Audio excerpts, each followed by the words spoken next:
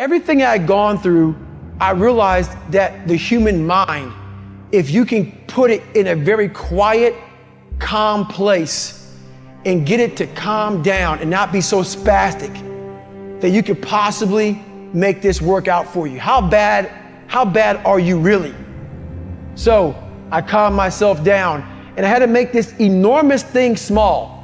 I had 30 more miles to run and my body was in the worst shape in my entire life, the worst pain I ever felt in my life. So I broke this 30 miles thing down. I broke it down to small chunks. I calmed my mind down. I had to get water, had to get potassium, had to get sodium. I had to stop being so dizzy because I had to be able to stand up. So my dizziness went away after about an hour. I was able to stand up now. And I was going around this track at like 30-some minute mile. And I'll never get my crew person saying, hey, I got to mile 81. They said, you're not gonna make the time. I had 24 hours and I was going so slow, taking so much time. This is when I realized that the human mind, once everything gets connected, once the mind knows you're not gonna quit something, it's gonna try to find more. It's gonna try to give you more. Once it realizes you're not gonna take the path of least resistance, you're gonna stay here until it's done. My mind and my body and my spirit became one for the first time ever. For the first time ever, it became one. And I went to a level that I never thought was humanly possible for myself or anybody else. In that shape that I was in, I was able to run 19 miles.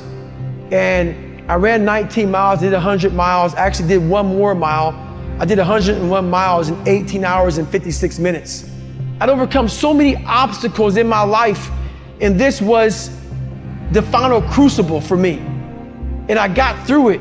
And at the end of this race was such clarity to me. And it was just the most amazing thing I ever do in my life. I was at the very edge of my capability and wasn't sure that I could take one more step. I felt like I drained 99% from my tank at least. My gas light was on, my engine shuddering, yet I knew I had to find more if I was going to finish this race and get myself into bad water. But how do you push yourself when pain is all you feel with every step? When agony is a feedback loop that permeates each cell in your body, begging you to stop. That's tricky because the threshold for suffering is different for everybody. What's universal is the impulse to succumb, to feel like you've given everything you can and that you are justified in leaving a job undone. By now, I'm sure you can tell that it doesn't take much for me to become obsessed. Some criticize my level of passion, but I'm not down with the prevailing mentalities that tend to dominate American society these days. The ones that tell us to go with the flow or invite us to learn how to get more with less effort. Fuck that shortcut bullshit. The reason I embrace my own obsessions and demand and desire more of myself is because I've learned that it's only when I push beyond pain and suffering, past my perceived limitations, that I'm capable of accomplishing more physically and mentally. In endurance races, but also in life as a whole. And I believe the same is true for you. The human body is like a stock car. We may look different on the outside, but under the hood, we all have huge reservoirs of potential and a governor impeding us from reaching our maximum velocity. In a car, the governor limits the flow of fuel and air so it doesn't burn too hot, which places a ceiling on performance. It's a hardware issue. The governor can easily be removed. If you disable yours, watch your car rocket beyond 130 miles per hour. It's a subtler process in the human animal. Our governor is buried deep in our minds, intertwined with our very identity. It knows what and who we love and hate. It's read our whole life story and forms the way we see ourselves and how we'd like to be seen. It's the software that delivers personalized feedback in the form of pain and exhaustion, but also fear and insecurity. And it uses all of that to encourage us to stop before we risk it all. But here's the thing, it doesn't have absolute control. Unlike the governor in an engine, ours can't stop us unless we buy into its bullshit and agree to quit. Sadly, most of us give up when we've only given around 40% of our maximum effort. Even when we feel like we've reached our absolute limit, we still have 60% more to give. That's the governor in action. Once you know that to be true, it's simply a matter of stretching your pain tolerance, letting go of your identity and all your self-limiting stories, so you can get to 60%, then 80% and beyond without giving up. I call this the 40% rule. And the reason it's so powerful is that if you follow it, you will unlock your mind to new levels of performance and excellence in sports and in life. And your rewards will run far deeper than mere material success. The 40% rule can be applied to everything we do, because in life, almost nothing will turn out exactly as we hope. There are always challenges, and whether we are at work or school or feeling tested within our most intimate or important relationships, we will all be tempted to walk away from commitments, give up on our goals and dreams, and sell our own happiness short at some point, because we will feel empty, like we have no more to give when we haven't tapped even half of the treasure buried deep in our minds, hearts, and souls. I know how it feels to be approaching an energetic dead end. I've been there too many times to count. I understand the temptation to sell short, but I also know that impulse is driven by your mind's desire for comfort, and it's not telling you the truth. It's your identity trying to find sanctuary, not help you grow. It's looking for status quo, not reaching for greatness or seeking wholeness. But the software update that you need to shut your governor down is no supersonic download. It takes 20 years to gain 20 years of experience. And the only way to move beyond your 40% is to callous your mind day after day, which means you'll have to chase pain like it's your damn job. Imagine you're a boxer, and on your first day in the ring, you take one on your chin. It's gonna hurt like fucking hell, but a year 10 of being a boxer, you won't be stopped by one punch. You'll be able to absorb 12 rounds of getting beat the fuck down and come back the very next day and fight again. It's not that the punch has lost power. Your opponents will be even stronger. The change has happened within your brain. You've calloused your mind. Over a period of time, your tolerance for mental and physical suffering will have expanded, because your software will have learned that you can take a hell of a lot more than one punch. And if you stay with any task that is trying to beat you down, you will reap rewards. Not a fighter. Say you like to run, but have a broken pinky toe.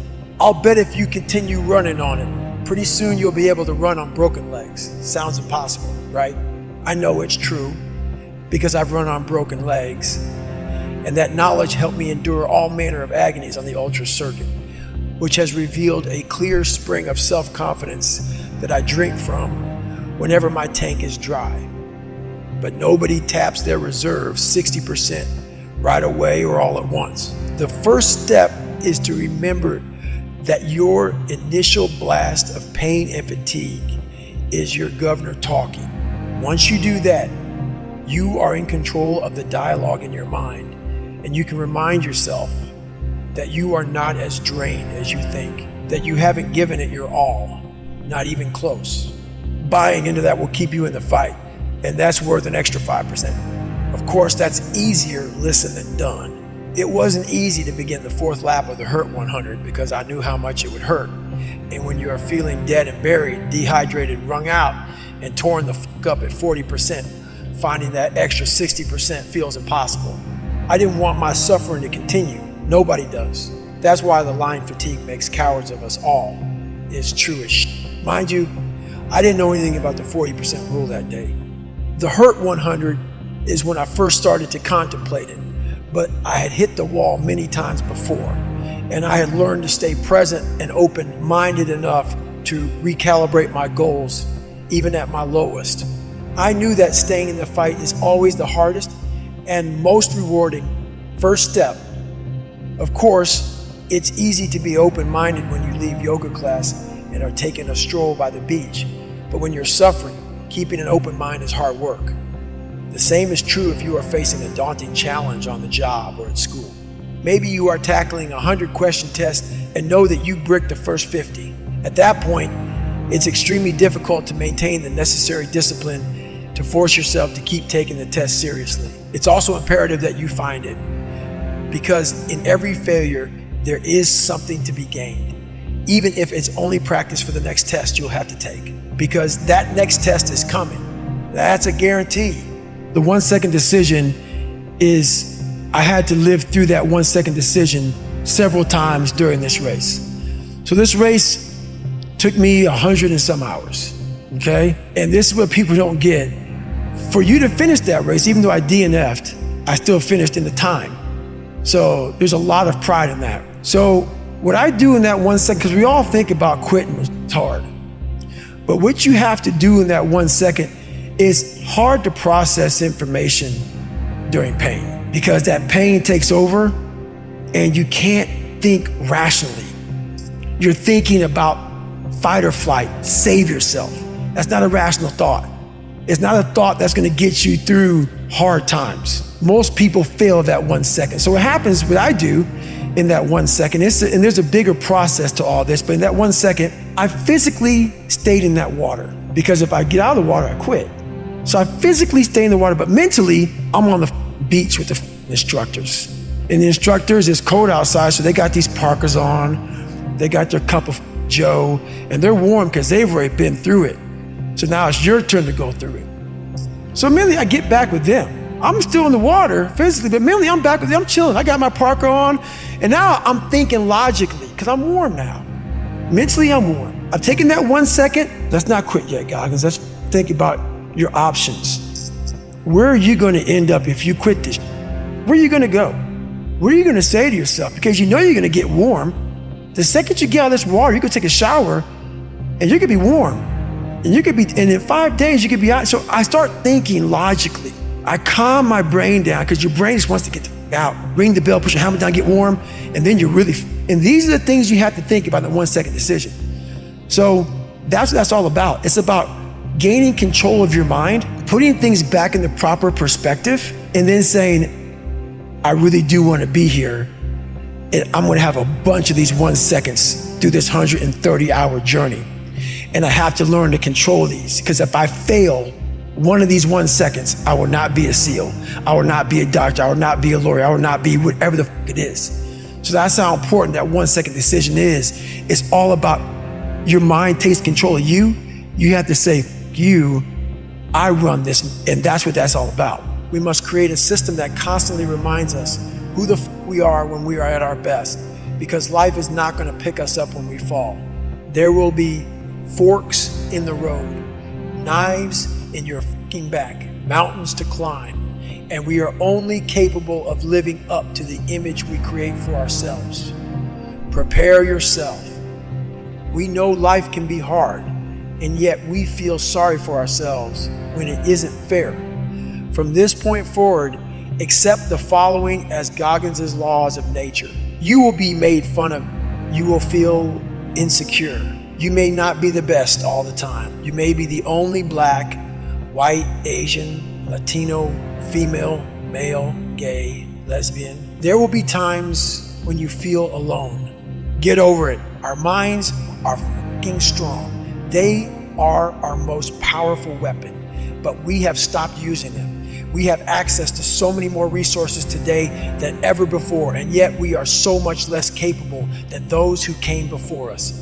If you want to be one of the few to defy those trends in our ever-softening society, you will have to be willing to go to war with yourself and create a whole new identity, which requires an open mind. It's funny, being open-minded is often tagged as new age or soft. That being open-minded enough to find a way is old school.